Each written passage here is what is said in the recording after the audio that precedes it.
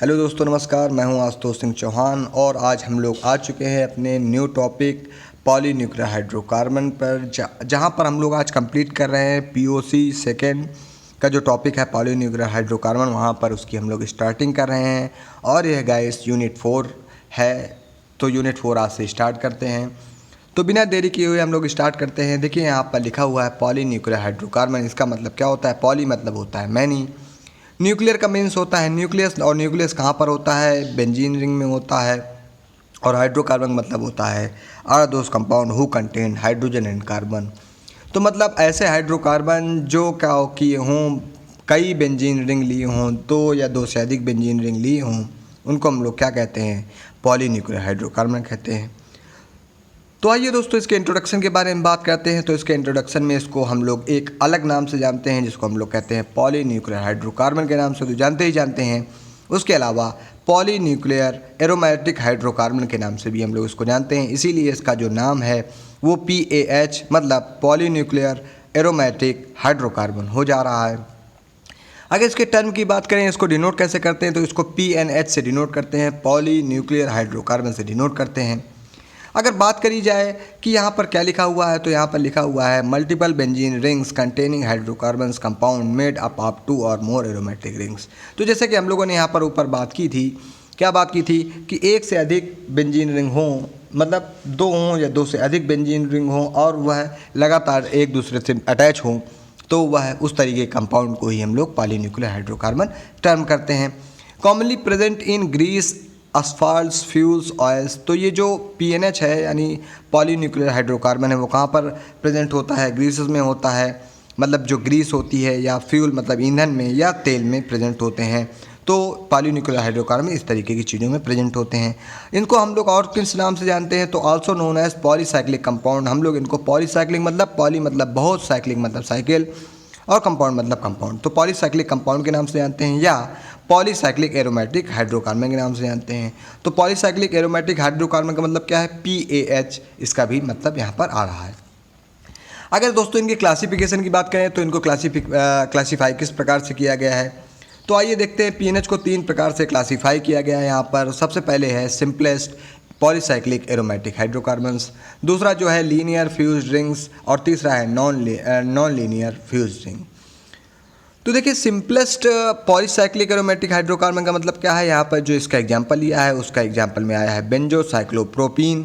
तो यहाँ पर क्या हो जाएगा? सिंपलेस्ट पॉलीसाइक्लिक मतलब कई साइकिल होंगी और वहाँ पर एरोमेटिक भी होगा, एरोमेटिक हाइड्रोकार्बन्स भी हो जाएंगे। तो जैसे यहाँ पर देखो लिखा हुआ है बेंजोसाइक्लोप्रोपेन, तो मतलब बेंजीन के ऊपर एक साइक्लो स्ट्रक्चर लगा हुआ है और बेंजीन साइक्लो स्ट्रक्चर में प्रोपेन वहाँ पर बना हुआ है। तो अगर आप लोग कमेंट करते हैं तो ये चीज़ें हम आपको बाद में बताने वाले हैं। अगर इसका स्ट्रक्चर आपको चाहिए तो हम इसका स्ट्रक्चर आपको दे देंगे, मगर इतना ज़रूरत नहीं है। तो लीनियर फ्यूज रिंग्स पे आते हैं। तो लीनियर फ्यूज रिंग में क्या होता है? लीनियर का मतलब होता है एक लाइन में, और फ्यूज का मतलब होता है जुड़ी हुई, और रिंग का मतलब होता है बेंजीन रिंग यहाँ पर। तो ऐसी रिंग जो एक लाइन में हो यानी सीधी हो और एक दूसरे से क्या हों, आपस में जुड़ी हुई हों, मतलब फ्यूज हों, उस प्रकार के जो पॉलीन्यूक्लियर हाइड्रोकार्बन हैं उनको लीनियरली फ्यूज रिंग्स कहा जाता है। तो अगर इसके एग्जांपल की बात करें, तो इसके एग्जांपल में आ जाता है नेफ्थलीन। तो यहाँ पर 2 फ्यूज रिंग मतलब 2 बेंजीन की फ्यूज रिंग होती हैं। और अगर उसका दूसरा एग्जांपल देखें तो उसको हम लोग कहते हैं एंथ्रासीन, जहाँ पर 3 फ्यूज रिंग होती हैं। फिर इसके बाद यहाँ पर एक टॉपिक आया है नॉन लीनियरली फ्यूज रिंग, मतलब जहाँ पर नॉन लीनियर मतलब एक रेखा में या एक लाइन में जो चीज़ें थीं पहले, जो हम लोग यहाँ पर समझ रहे थे, अब वो वहाँ पर एक लाइन पे नहीं होंगी।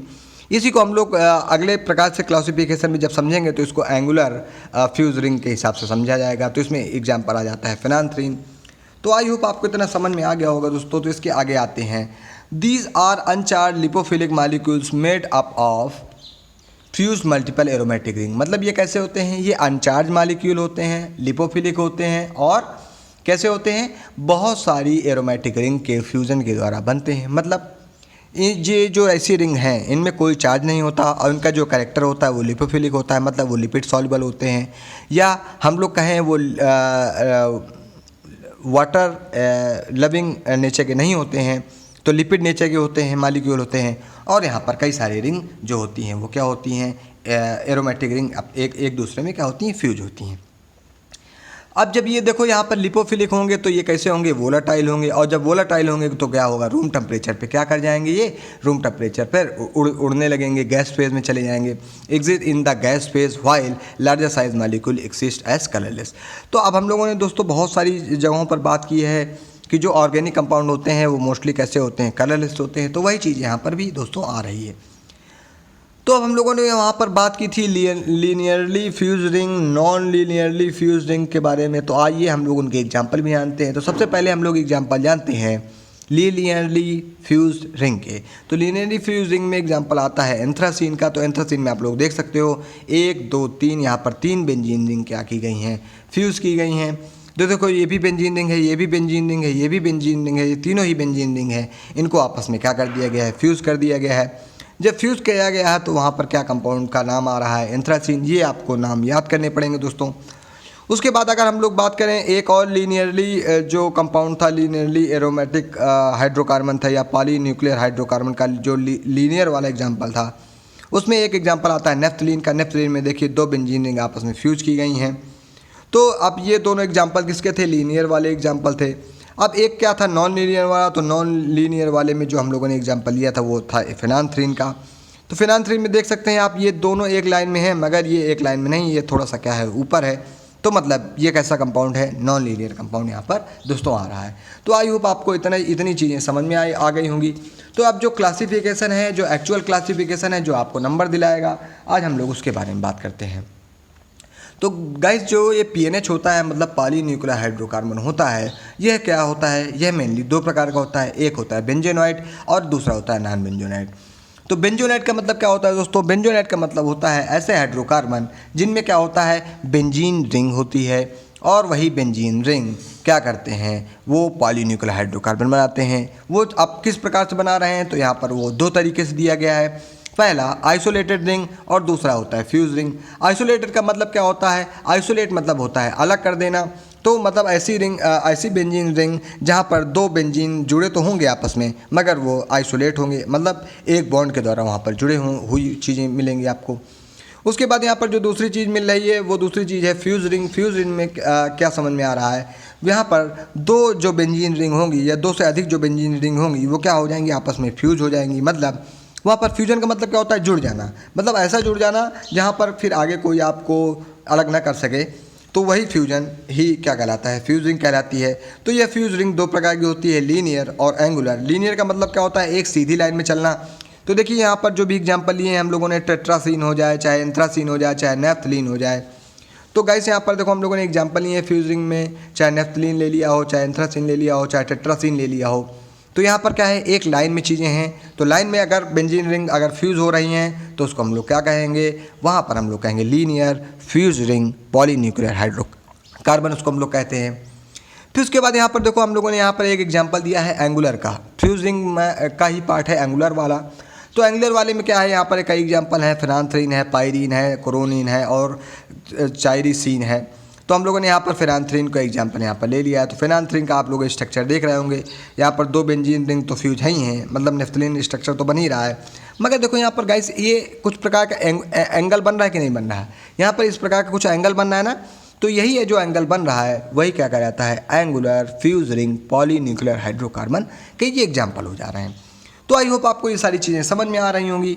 तो हम लोग जो यहाँ पर पढ़ने वाले हैं दोस्तों, यहाँ पर हम लोग पढ़ने वाले हैं पीएनएच। पीएनएच में पढ़ने वाले हैं बेंजोनाइट, और बेंजोनाइट की 2 चीज़ें होती हैं, आइसोलेटेड और फ्यूज रिंग। तो आइसोलेटेड में क्या एग्जाम्पल आते हैं, आइसोलेटेड में एग्जाम्पल आते हैं बाईफेनिल का एग्जाम्पल आता है, ट्राईफेनिल मेथेन का एग्जाम्पल आता है और डाईफेनिल मेथेन का एग्जाम्पल आता है।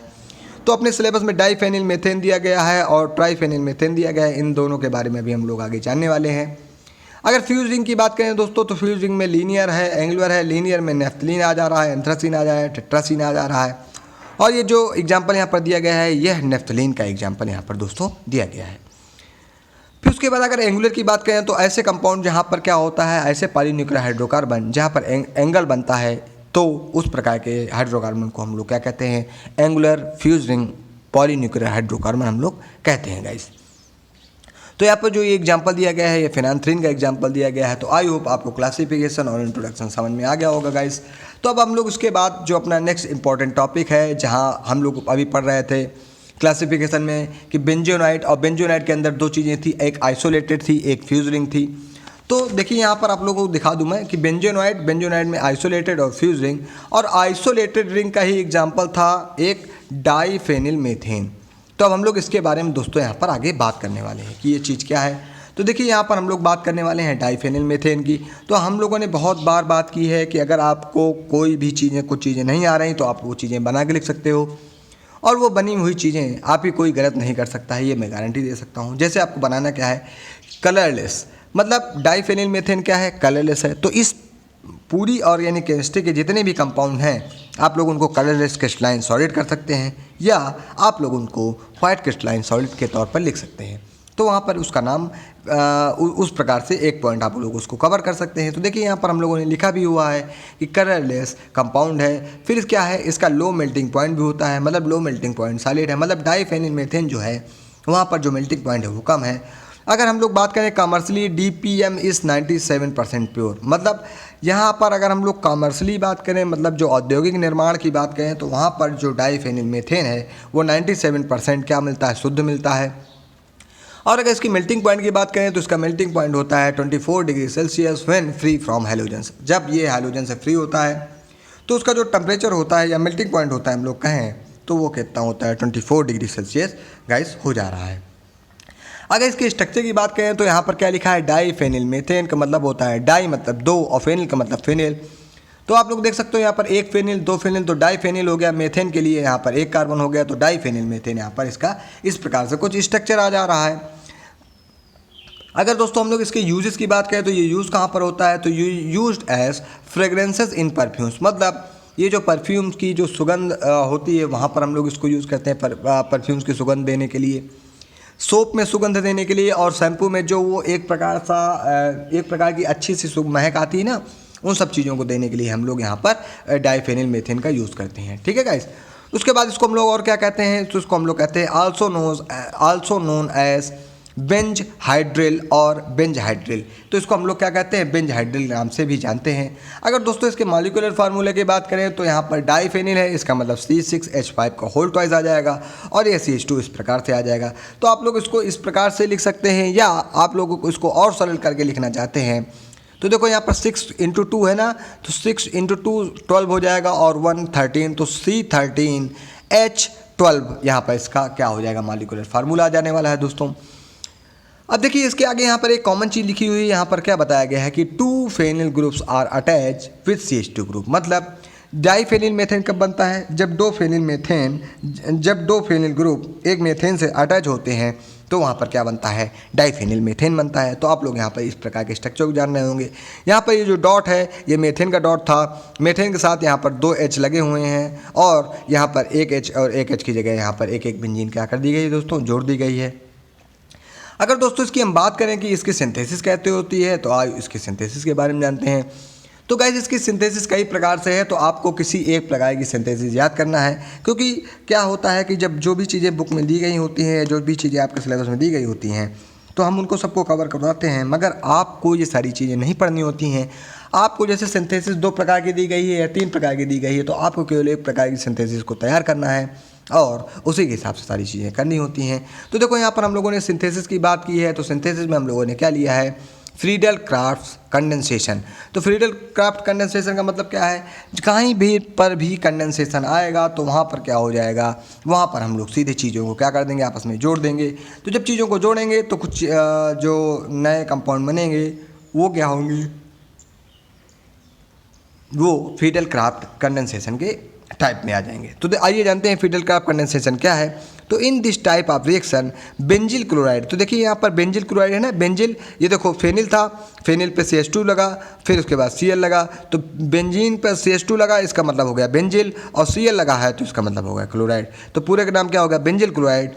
तो जब हम लोग बेंजिल क्लोराइड के रिएक्शन बेंजीन से करते हैं और वहाँ पर जो उत्प्रेरक है या हम लोग कहें कैटलिस्ट है वो AlCl3 होता है, तो जब इसकी प्रेजेंस में ये सारी प्रक्रिया होती है तो ये AlCl3 क्या करेगा, ये जो Cl- है उसको क्या करेगा, अपने साथ ले लेगा, और जब ये अपने साथ ले लेगा तो यहाँ पर भी क्या होगा, एक H बाहर निकलेगा। तो हम लोग कह सकते हैं कि ये HCl क्या हो जाएगा दोस्तों, बाहर निकल जाने वाला है।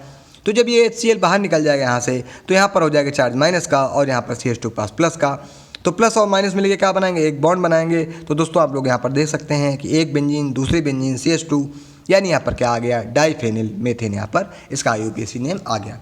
तो आई होप इसकी सिंथेसिस बहुत ही सरल थी, आई होप आपकी उसकी सिंथेसिस आई होगी। तो अब हम लोग आगे आते हैं जो दूसरी सिंथेसिस के बारे में दी गई है। दूसरी सिंथेसिस क्या दी गई है कि condensation between A molecule of formaldehyde and benzene. मतलब जब हम लोग बेंजीन के 2 मॉलिक्यूल ले लेंगे और वहाँ पर उसका कंडेंसेशन कराएंगे, किसके साथ, उसका कंडेंसेशन कराएंगे फॉर्मल्डिहाइड के साथ। तो फॉर्मल्डिहाइड का बहुत लोगों को फार्मूला नहीं आता होगा, तो HCHO इसका फॉर्मल्डिहाइड का फार्मूला होता है। तो जब हम HCHO की रिएक्शन 2 मॉलिक्यूल बेंजीन से करवाएंगे तो वहाँ पर क्या होगा, हम लोगों को डाइफेनिल मेथेन मिल जाने वाला है। तो ये जो रिएक्शन होने वाली है दोस्तों, वो रिएक्शन कंसंट्रेटेड H2SO4 में होगी।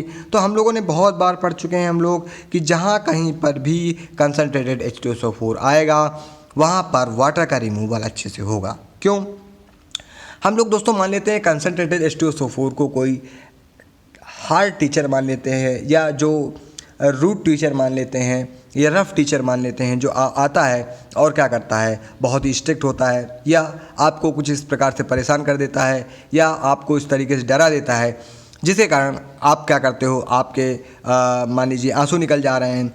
तो मतलब जो टफ़ टीचर आएगा तो वो अपने हिसाब से वर्क करवाएगा। तो ये टफ़ टीचर आया है, वो अपने हिसाब से वर्क करवा रहा है, तो इसका मतलब क्या है, यहाँ से वाटर निकाल रहा है वो। तो देखो ये जो बेंजीन थी, तो इस बेंजीन में एक H निकल गया, इस बेंजीन से एक H निकला, तो H2O, तो H2O यहाँ पर माइनस का निकल रहा है। और यहाँ पर क्या बन रहा है, एक फेनिल, तो इस फेनिल के बाद यहाँ पर क्या आएगा, ये CH2 यहाँ पर ऐसे जुड़ जाएगा दोस्तों। और यहाँ पर 2 बॉन्ड है ना, तो एक CH2 इससे जुड़ेगा और एक CH2 इससे जुड़ेगा। तो इस प्रकार से कुछ स्ट्रक्चर आ जा रहा है। तो आई होप आपको condensation between A molecule of formaldehyde and benzene की रिएक्शन समझ में आ गई होगी। कंडेंसेशन का सीधा मतलब होता है, मतलब सीधी तौर से जोड़ लेना। तो सीधे तौर से आप कैसे जोड़ोगे, जब तक आप कुछ चीज़ें रिमूव नहीं करोगे और जब तक आप कुछ चीज़ें वहाँ से हटाओगे नहीं, बॉन्ड नहीं तोड़ोगे, तो नए बॉन्ड का फॉर्मेशन होगा नहीं। जब नए बॉन्ड का फॉर्मेशन होगा नहीं वहाँ पर, तो होगा क्या, वहाँ पर कोई कंपाउंड बन नहीं पाएगा। इसलिए हम लोग यहाँ पर कंडेंसेशन ऑफ ये फॉर्मल्डिहाइड की रिएक्शन भी यहाँ पर कंप्लीट कर रहे हैं। अगली जो रिएक्शन है वो अगली रिएक्शन है वुल्फ-किर्चनर रिडक्शन रिएक्शन। तो वुल्फ-किर्चनर रिडक्शन रिएक्शन में क्या होता है, ये बहुत ही सरल रिएक्शन है दोस्तों। ये सबसे अच्छी सिंथेसिस है अगर हम लोग कहें इस बात की। तो यहाँ पर क्या लेते हैं हम लोग, बेंजोफिनोल ले लेते हैं। बेंजोफिनोल का मतलब क्या होता है, यहाँ पर बेंजीन तो जुड़ी हुई हैं, वहाँ पर देखो गाइस, बेंज का मतलब होता है बेंजीन, और फिनोन का मतलब क्या होता है, ये फेनिल, और ये क्या होता है, ओन। तो बेंजोफिनोन इसका नाम आ गया, इस प्रकार से आ गया कि नहीं आ गया इसका नाम। तो बेंजोफिनोन की जब हम लोग क्या करते हैं, HI/P मतलब हाइड्रोजन आयोडाइड और फास्फोरस, मतलब वहाँ पर कैसा फास्फोरस लेंगे, रेड फास्फोरस, इनकी प्रेजेंस लेंगे और वहाँ पर जो टेम्परेचर देंगे वो 160 डिग्री सेल्सियस देंगे।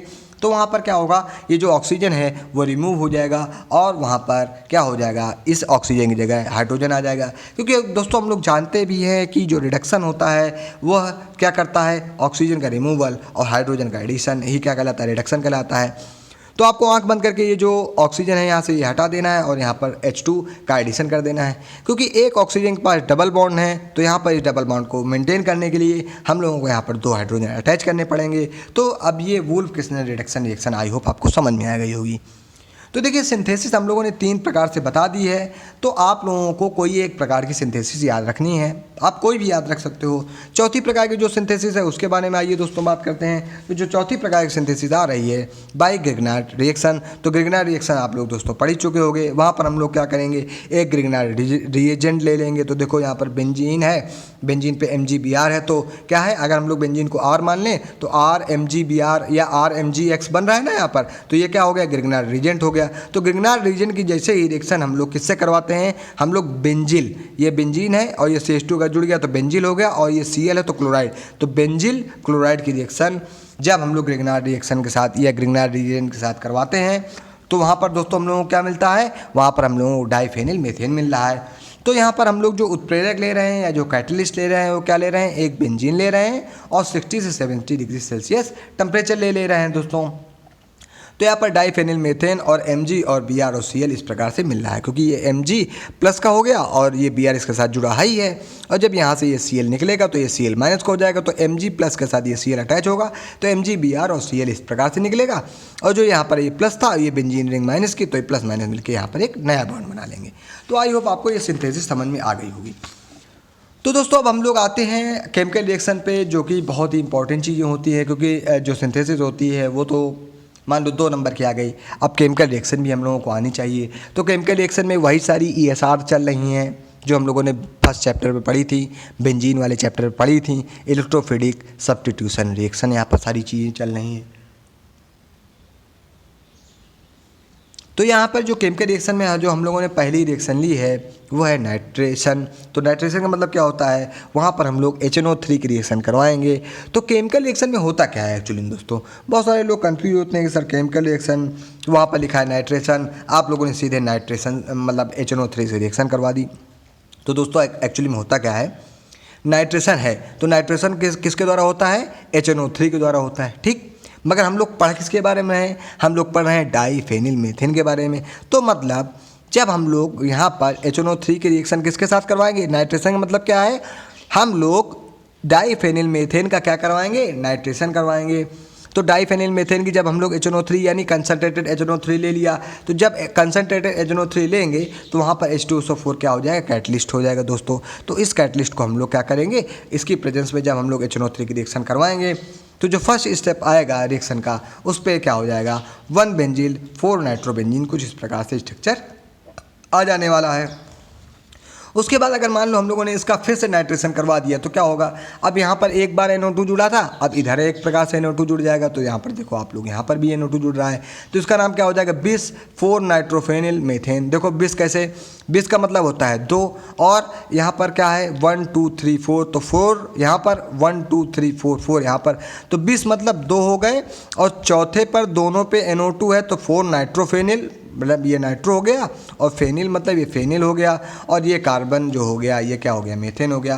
तो यहाँ पर क्या मतलब हो गया, 20 4 नाइट्रोफेनिल मेथेन। तो आई होप आपको ये वाली रिएक्शन समझ में आ गई होगी। अगर किसी को ये सारी रिएक्शन दोस्तों समझ में नहीं आ रही हैं तो आपको हमें मैसेज करके बताना है या कमेंट करके बताना है। अगली रिएक्शन है हैलोजिनेशन। तो हैलोजिनेशन में आप कोई भी रिएक्शन दोस्तों करा सकते हो।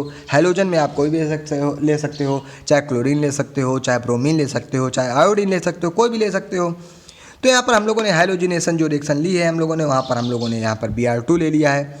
तो ये जो Br2 लेंगे हम लोग, तो यहाँ पर जब डाइफेनिल मेथेन की रिएक्शन हम लोग Br2 के प्रेजेंस में करवाएंगे तो यहाँ पर HNO ले लीजिए दोस्तों, मतलब सूर्य का प्रकाश ले लेते हैं हम लोग। तो जब HNO के प्रेजेंस में ये सारी रिएक्शन होंगी दोस्तों, तो वहाँ पर क्या होगा, यहाँ से एक H हटेगा और वह एक H इस Br के साथ सब्स्टिट्यूट हो जाएगा। तो एक Br के साथ HBr बाहर निकल जाएगा और एक Br यहाँ पर अटैच हो जाएगा। आप लोग पढ़े होंगे कई बार मेथेन का हैलोजिनेशन कराने पर क्या होता है, एक H हटा है और एक H की जगह जो हटा हुआ है H, वहाँ पर क्या जुड़ जाता है, वहाँ पर हैलोजन जुड़ जाता है। तो देखिए दोस्तों यहाँ पर क्या हुआ, एक H हटा हुआ है और वहाँ पर एक H की जगह क्या लगा हुआ है, हैलोजन लगा हुआ है, यानी Br लगा हुआ है। अगर इसके दोस्तों नाम की बात करें तो इसके नाम है डाइफेनिल मेथिल ब्रोमाइड। तो डाइफेनिल का मतलब 2 फेनाइल, और ये मेथिल हो गया और यहाँ पर ब्रोमाइड हो गया। या इसका हम लोग एक और नाम करें तो इसका नाम हो जाएगा 1,1 डाइफेनिल ब्रोमोमेथेन। 1 इसको 1 मान लें तो 1,1 हो गया। डाई मतलब 2 फेनिल और ब्रोमोमेथेन, तो ब्रोमोमेथेन इस प्रकार से इसका IUPAC नाम आ जाने वाला है दोस्तों। चलिए अब आगे आते हैं दोस्तों। तो अगली रिएक्शन है ऑक्सीडेशन रिएक्शन। तो ऑक्सीडेशन रिएक्शन में क्या होता है, डाइफेनिल मेथेन गिव्स बेंजोफिनोन। तो देखिए यहाँ पर डाइफेनिल मेथेन है और ये जो ऑक्सीडेशन है वहाँ पर हम लोग क्या ले रहे हैं, K2Cr2O7, और जो उत्प्रेरक है यानी कैटलिस्ट है वहाँ पर H2SO4 ले रहे हैं। तो जब हम लोग इसकी रिएक्शन करवाएंगे तो देखो ऑक्सीडेशन में क्या होता है, हम लोगों ने वहाँ पर वोल्फ-किर्चनर रिएक्शन देखी थी ना, वहाँ पर क्या किया था हम लोगों ने, वहाँ पर हम लोगों ने बेंजोफिनोन से क्या पाया था, डाइफेनिल मेथेन पाया था। तो वहाँ पर ऑक्सीजन का क्या रिडक्शन था, तो ऑक्सीजन क्या हो रहा था, रिमूवल।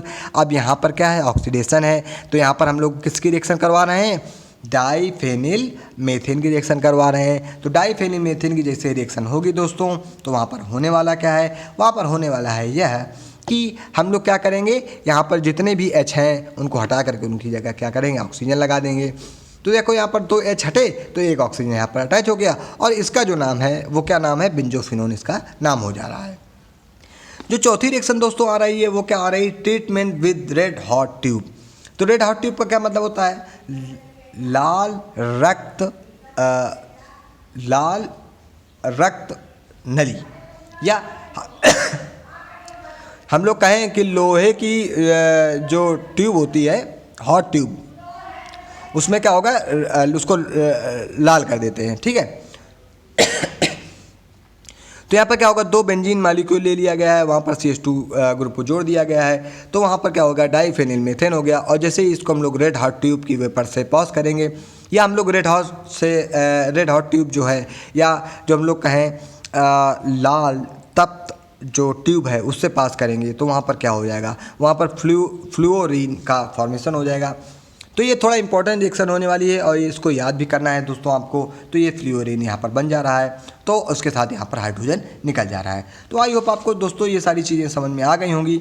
अब हम लोग यहाँ पर इसके बारे में बात करते हैं मेडिसिनल यूज़ की। तो मेडिसिनल यूज़ इसका क्या क्या है, देखिए सबसे पहले मेडिसिनल यूज़ में डाइफेनिल मीथेन है, तो वो कैसा काम करेगा, एंटासिड के तरीके। तो एंटासिड क्या होते हैं, आप लोगों ने फर्स्ट सेमेस्टर में पढ़ा है। एंटासिड क्या होते हैं, are those compound who decrease the gases secretion, या गैस्ट्रिक जो एसिड का जो pH है जो बहुत ज़्यादा कम हो गया है या HD की ओर बढ़ गया है, उसको क्या करते हैं, कम करते हैं। तो जो एंटासिड है वो क्या करेंगे, गैस के जो pH है उसको कम करेंगे।